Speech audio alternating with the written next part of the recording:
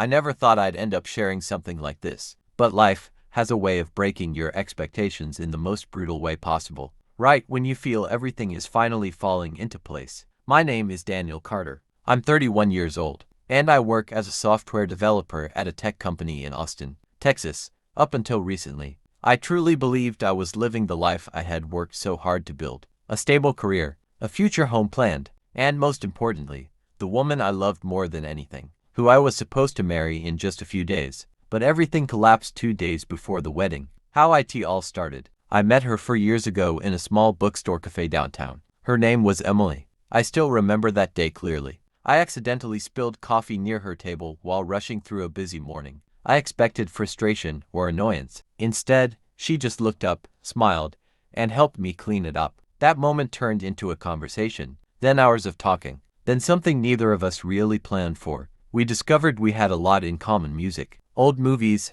hiking trails, and a very similar sense of humor. After that, I kept finding excuses to go back to that cafe. Eventually, those accidental meetings turned into intentional ones, and before long, we were dating. A year later, we moved in together into a small apartment in Austin. We adopted a cat from a shelter and named him Shadow. Life felt simple, stable, and honestly perfect. We cooked together most nights, went on weekend hikes, and hosted game nights with friends. There were no signs, no warnings, just a slow, steady feeling that I had found my person. On our 3rd anniversary, I proposed during a sunset hike outside the city, at our favorite overlook point. She said yes. From that moment, everything shifted into wedding planning mode. We chose a beautiful venue called Maple Ridge Lodge, a mountain-style retreat just outside the city. We invited around 120 guests. Everything was carefully organized: flowers, catering, music, seating charts, the works. Her parents contributed significantly to the wedding costs,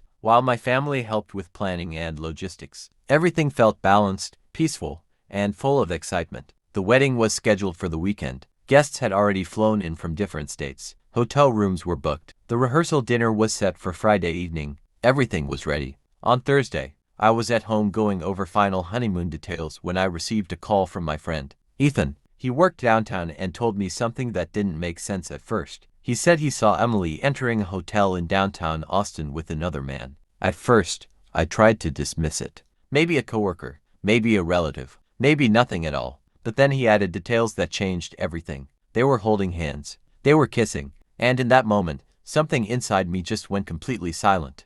I drove to the hotel immediately. I parked across the street and waited. I don't even know how long I sat there. Maybe an hour. Then I saw them. Emily walked out first. The man followed her. They were laughing, relaxed, comfortable, completely unaware of anything around them. And then they kissed again. That was the moment reality stopped feeling real. The woman I was going to marry in 48 hours was standing there with someone else like I didn't exist. That evening, she came home acting completely normal. She talked about last-minute wedding details, seating arrangements, flowers, the timeline. I listened, quietly, almost detached, and then I asked her one question. Who is he? Everything stopped. Her expression changed instantly. Confusion turned into panic, then denial, then tears. She said it was someone from her past, that they reconnected recently, that it didn't mean anything, but I already knew enough. The truth wasn't in her explanation, it was in what I saw.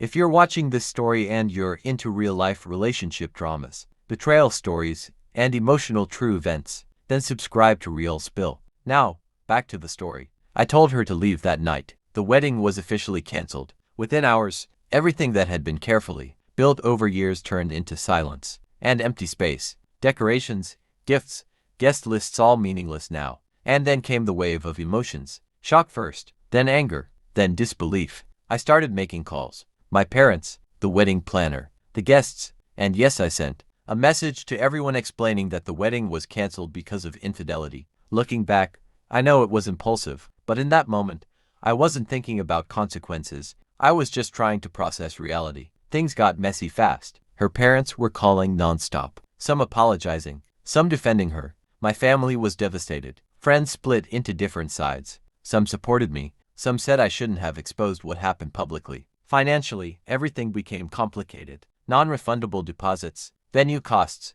vendor disputes. It turned into a stressful legal and emotional situation. I moved back in with my parents and took Shadow with me. 2 weeks later, I agreed to meet her in a park near our old apartment. She looked completely different. Tired. Pale.